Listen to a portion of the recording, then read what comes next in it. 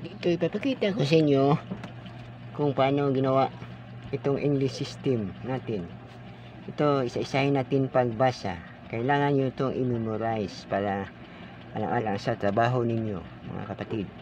116, 18, 316, 14, 516, 38, 716, 1 half, 916, 58, 1116, 34, 1316, 78, 1516, 1 inches.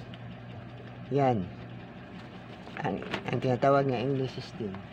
Ang metric system naman ay gagawin natin ang conversation. Ito 1 meter times 100 equals centimeter. 1 meter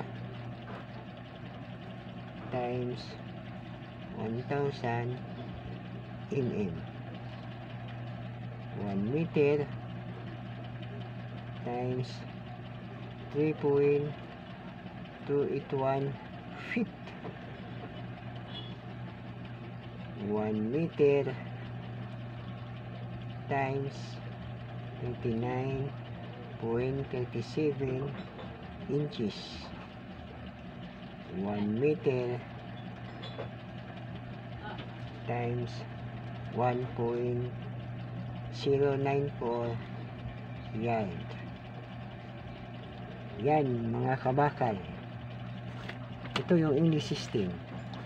Kasunod naman ituturo ko kung paano ang take off ng 45 degrees na threaded at saka rolling offset 45 degrees take off,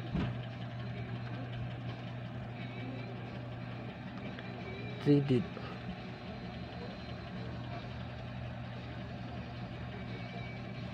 Okay.